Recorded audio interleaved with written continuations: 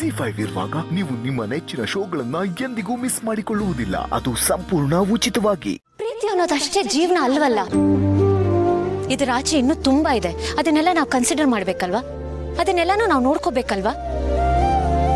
ನೋಡು, ಹಾಗಂತ ಪ್ರೀತಿ ಮಾಡೋದು ತಪ್ಪು ಅಂತ ನಾನು ಹೇಳ್ತಿಲ್ಲ. ನೀನು ಪ್ರೀತಿಸಿ ಮದ್ವೆ ಆಗಿದ್ಯಾ, ಆದ್ರೆ ನಿನ್ ಮದ್ವೆ ಹೇಗಾಗ್ಬೇಕಿತ್ತೋ ಹಾಗಾಗಿದೆ.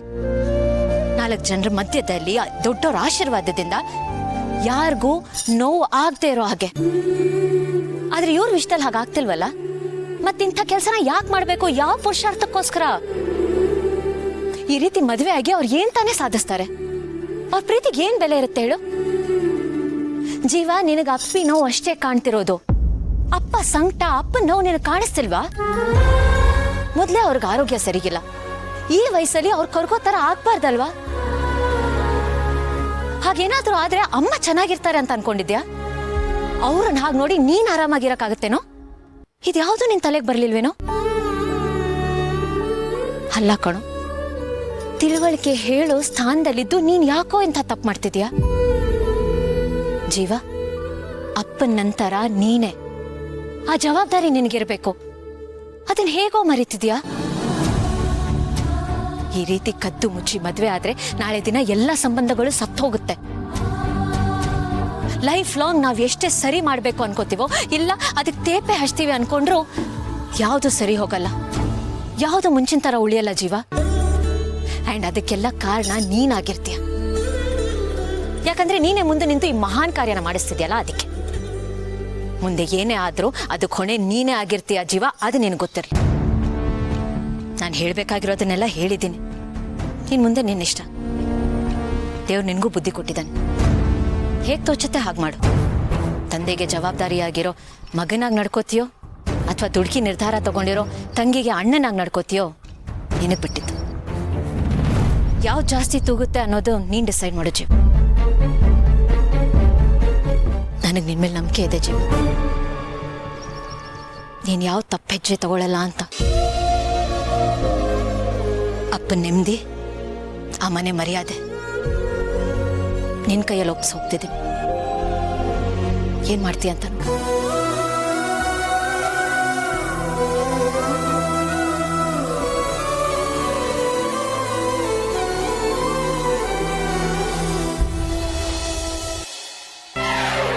ನಾನು ನಿಮ್ದಾಗ ಏನು ಹೇಳ್ಬೇಕಾಗಿತ್ತು? ಬನ್ನಿ, ನಾನೊಂದು ಅರ್ಜೆಂಟ್ ಕೆಲಸ ಮೇಲೆ ಹೋಗ್ತಿದ್ದೀನಿ. ನಾನು ಬಂದ್ಮೇಲೆ ನನ್ನ ಹತ್ರ ಮಾತಾಡ್ತೀನಿ.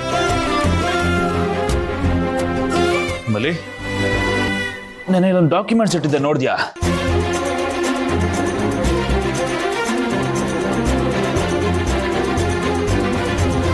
ಮಲ್ಲಿ, ಯಾಕೆ ಏನಾಯ್ತು? ಸೈಲೆಂಟ್ ಆಗಿ ಏನೋ ಯೋಚನೆ ಮಾಡ್ಕೊಂಡು ಕೂತಿದ್ಯಾ? ಏನು ಇಲ್ಲ ರೀ, ಅದು ನಮ್ಮ ಮಗು ಮೊದಲನೇ ಸಲ ಕಾಲಲ್ಲಿ ಓದಿತ್ತು.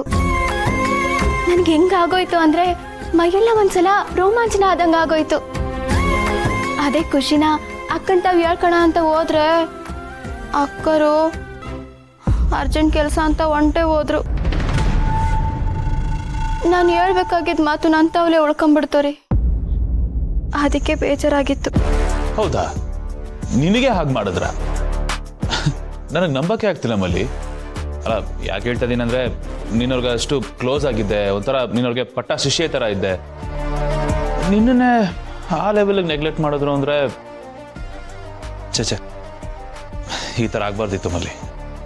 ಅವರವತ್ತು ನಿಮ್ಮ ಬಗ್ಗೆ ನನ್ನ ತಾವು ಹೇಳಕ್ ಬಂದಾಗ ನಾನು ಸರಿಯಾಗಿ ಗಮನ ಇಟ್ಟು ಕೇಳಿಸ್ಕೊಂಡೇ ಇರಲಿಲ್ಲ. ಅದಕ್ಕೆ ಬೇಜಾರು ಮಾಡ್ಕೊಂಡವ್ರೆ ಅನ್ಸುತ್ತೆ. ಅವ್ರು ಯಾವತ್ತೂ ನನ್ನ ತವಿಗೆ ನಡ್ಕೊಂಡಿರ್ಲಿಲ್ಲ ರೀ. ಅಲ್ಲಿಗೆ ಲೈಟ್ ಆಗಿ ಇಬ್ರು ಮಧ್ಯ ಕಿಡಿ ಹೊತ್ಕೊಂಡಿದೆ ಅಂತ ಆಯ್ತು. ಇನ್ನು ನಮ್ಮ ಕೆಲಸ ಏನಿದ್ರು ಆ ಕಿಡಿಗೆ ಪೆಟ್ರೋಲ್ ಸುರಿದು ದೊಡ್ಡದಾಗಿ ಬೆಂಕಿ ಹಚ್ಚೋದು ಮಾಡ್ತೇನೆ. ಅಕ್ಕರಿಗೆ ಮಾಡ್ತಾರೆ ಅಂತ ನಾನು ಅನ್ಕೊಂಡೇ ಇರ್ಲಿಲ್ಲ ರೀ. ನಂಗೆ ಇಷ್ಟೊಂದು ಬೇಸರ ಯಾವತ್ತೂ ಆಗಿರ್ಲಿಲ್ಲ. ಅದಕ್ಕೆ ಹೇಳೋದು ಮಲ್ಲಿ, ರುಚಿಯಾಗಿದೆ ಸಿಹಿ ಆಗಿದೆ ಅಂತ ಸ್ವೀಟನ್ನ ಜಾಸ್ತಿ ತಿನ್ನಕ್ಕೆ ಹೋಗ್ಬಾರ್ದು. ತಿಂದರೆ ಹೊಟ್ಟೆ ಕೆಡುತ್ತೆ. ಐ ಮೀನ್, ಅದಕ್ಕೆ ತುಂಬಾನೇ ಒಳ್ಳೆಯವರು ಮಲ್ಲಿ. ಆದರೆ ಕೆಲವೊಂದು ಸಲ, ಬರೀ ಕೆಲವು ಸರಿ ಮಾತ್ರ ತೀರಾ ಹಚ್ಕೊಂಡಿದ್ರು ತಲೆ ಕೆಡಿಸ್ಕೊಳ್ಳಲ್ಲ ಅವರು. ನೆಗ್ಲೆಕ್ಟ್ ಮಾಡೋದು, ಅವ್ರನ್ನ ಲೈಟಾಗಿ ತಗೊಳ್ಳೋದು, ಕೇರ್ಲೆಸ್ ಮಾಡೋದು, ಈ ಥರ ಮಾಡ್ತಿರ್ತಾರೆ. ಇದು ಕೆಲವು ಸತಿ ನನ್ನ ಗಮನಕ್ಕೆ ಬಂದಿದೆ, ಆದರೆ ಬಟ್ ಏನು ಮಾಡೋದು, ಎಷ್ಟೇ ಆಗಲಿ ಅದಕ್ಕೆ ಅಲ್ವಾ ಸಂಬಂಧ, ಅದಕ್ಕೆ ಎಲ್ಲದನ್ನು ಅಡ್ಜಸ್ಟ್ ಮಾಡ್ಕೊಂಡು ಹೋಗ್ತಾ ಇದ್ದೆ. ಆದರೆ ಅದು ಇವತ್ತು ನಿನ್ನ ಗಮನಕ್ಕೆ ಬಂದಿದ್ದು ಒಳ್ಳೇದಾಯ್ತು ಮಲ್ಲಿ. ಮಲ್ಲಿ, ನಿನಗೆ ಒಂದು ಮಗು ಆಗ್ತಿದ್ರು ನೀನಿನ್ನೂ ಮಗುನೇ ಮಲ್ಲಿ. ಪ್ರಪಂಚನ ಸರಿಯಾಗಿ ನೋಡಿಲ್ಲ ನೀನು, ಇನ್ನೂ ತಿಳ್ಕೊಬೇಕಾಗಿರೋದು ಬೇಜಾನಿದೆ. ಏನು ಹೇಳ್ತಿದ್ದೀರಾ ನೀವು? ಅಲ್ಲ, ಏನ್ ನಿಮ್ಮ ಮಾತಿನ ಅರ್ಥ ಅಂತ? ಹೆಂಗೆ ಅರ್ಥ ಮಾಡಿಸ್ಲಿ ಮಲ್ಲಿ ನಿನಗೆ? ಮಲ್ಲಿ ನೋಡು, ಅದಕ್ಕೆ ಹೇಗೆ ಅಂತಂದ್ರೆ, ಅವ್ರಿಗೆ ಏನಾದರೂ ಒಂದು ಇಷ್ಟ ಆಯ್ತಾ ಅಥವಾ ಯಾರನ್ನಾದ್ರೂ ಹಚ್ಕೊಂಡ್ರೆ ಅವ್ರನ್ನ ತಲೆ ಮೇಲೆ ಕೂರಿಸಿ ಮೆರೆಸ್ತಾರೆ. ಅದೇ ಒಂದು ಸಲ ಬೇಡ ಅನ್ನಿಸ್ತು ಅಂದ್ರೆ ನಮ್ಮ ಚಪ್ಪಲಿನೋ ಅಥವಾ ಶೂನೋ ಮನೆಯಿಂದ ಆಚೆ ಇಡ್ತೀವಿ ಗೊತ್ತಾ, ಆ ಥರ ಅವ್ರ ಸರ್ಕಲಿಂದ ಆಚೆ ಆಗ್ತಾರೆ. ಯಾವಾಗ ಅವ್ರು ಹೇಗೆ ಅಂತ ಪ್ರೆಡಿಕ್ಟೇ ಮಾಡೋಕ್ಕಾಗಲ್ಲ ಮಲ್ಲಿ. ಅದಕ್ಕೆ ಒಂಥರ ಹಾಗೇನೆ. ಇವಾಗ ಎಕ್ಸಾಂಪಲ್ ನಾನೇ ಇದ್ದೀನಿ, ನನ್ನನ್ನೇ ತಗೋ. ಅವರಿಂದಾಗಿ ನಾನು ಪ್ರಪಂಚದಲ್ಲಿ ಎಲ್ಲರ ಕಣ್ಣಲ್ಲೂ ವಿಲನ್ ಆಗ್ಬಿಟ್ಟೆ ಮಲ್ಲಿ. ಅದು ಒಂದು ರೀತಿ ಸತ್ಯನೇ, ಇಲ್ಲ ಅಂತಲ್ಲ. ಹಾಗಂತ ನಾನು ಅವ್ರನ್ನ ದ್ವೇಷಿಸ್ತಾ ಇಲ್ಲ ಅಥವಾ ಅವ್ರ ಬಗ್ಗೆ ತಪ್ಪಾಗಿ ಮಾತಾಡ್ತಿಲ್ಲ. ನನಗೆ ಅವ್ರು ಕಂಡ್ರೆ ಈಗಲೂ ತುಂಬಾನೇ ಗೌರವ ಇದೆ, ಪ್ರೀತಿ ಇದೆ, ಎಲ್ಲ ಇದೆ. ಆದರೂ ಅವರು ನಿನ್ನ ವಿಚಾರದಲ್ಲಿ ಈ ಥರ ಮಾಡಿದ್ದು ನನಗೆ ತುಂಬಾನೇ ಸಂಕಟ ಆಗ್ತಿದೆ ಮಲ್ಲಿ. ನೀನು ಪಾಪ ಮಗು ಓದಿತು ಅನ್ನೋ ಆ ಒಂದು ಒಳ್ಳೆ ವಿಚಾರನ ಗಂಡನಿಗಿಂತ ಮುಂಚೆ ಅವ್ರ ಹತ್ರ ಹೇಳ್ಕೋಬೇಕು ಅಂತ ಹೋದೆ. ಬಟ್ ಆದ್ರೆ ಅವರು ಅದನ್ನ ಕಿವಿ ಮೇಲೆ ಹಾಕೊಳ್ದೆ ಹಾಗೆ ಅರ್ಜೆಂಟಲ್ಲಿ ಹೊರಟೋದ್ರು ಅಂತ ಹೇಳ್ತಿದ್ಯಾ. ತಪ್ಪು ಮಲ್ಲಿ, ಅದು ತಪ್ಪು. ಹಾಗೆ ನೋಡಕ್ ಹೋದ್ರೆ ಒಂದು ರೀತಿಯಲ್ಲಿ ಅದಕ್ಕೆಲ್ಲ ನಾನೇ ಕಾರಣ. ನೀವ್ ಕಾರಣನಾ? ಅಲ್ಲ ರೀ, ನೀವ್ ಯಾಕೆ ಕಾರಣ ಆಗ್ತಾರ? ಆಗ್ತೀನಿ ಮಲ್ಲಿ. ಅದಕ್ಕೆ ಮನಸ್ಸಲ್ಲಿ ಇನ್ನೂ ಎಲ್ಲೋ ಒಂದು ಮೂಲೆಯಲ್ಲಿ ನನ್ನ ಬಗ್ಗೆ ಕೋಪ, ಬೇಜಾರು ಹಾಗೆ ಇದೆ ಅಂತ. ಅದಕ್ಕೆ ಅದನ್ನ ಡೈರೆಕ್ಟಾಗಿ ನನ್ನ ಹತ್ರ ತೋರ್ಸಕ್ಕಾಗದೆ ಇಂಡೈರೆಕ್ಟಾಗಿ ನಿನ್ನ ಮೇಲೆ ಅಥವಾ ಮಗು ಮೇಲೆ ತೋರಿಸ್ಕೊತಾ ಇದ್ರು. ಮನುಷ್ಯ ಹಾಗೆ ಅಲ್ವ ಮಲ್ಲಿ, ಯಾವಾಗ ಯಾರ ಮೇಲಿನ ಸೆಡನ್ನ ಇನ್ಯಾರ ಮೇಲೂ ಹೇಗೆ ತೀರ್ಸ್ಕೋತೀವಿ ಅಂತಾನೆ ಹೇಳಕ್ಕಾಗಲ್ಲ. ಒಂಥರ ಈ ಹೆಡೆ ಬಿಚ್ಚಿರೋ ಹಾವು ಥರ, ಯಾವಾಗ ವಿಷ ಕಾರ್ಬೋದು ಅಂತ ಕಾಯ್ತಾ ಕೂತಿರ್ತೀವಿ. ಆ ಚಾನ್ಸ್ ಸಿಕ್ತಿದ್ದ ಹಾಗೆ ಹೊಡೆದು ಬಿಡ್ತೀವಿ. ನಿನ್ನ ಕೇಸಲ್ಲೂ ಆಗಿರೋದು ಅದೇನೆ.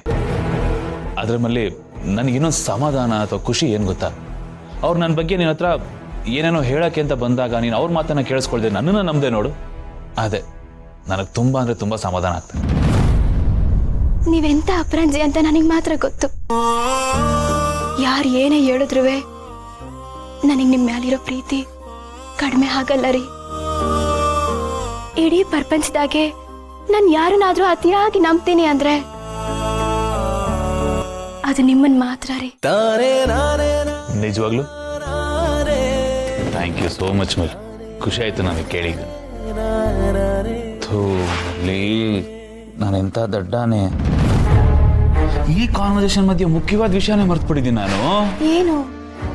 ನಮ್ಮ ಮಗು ಓದಿತಿರೋದು. ಎಂತ ಗ್ರೇಟ್ ನ್ಯೂಸ್ ಮಲ್ಲಿ ಇದು.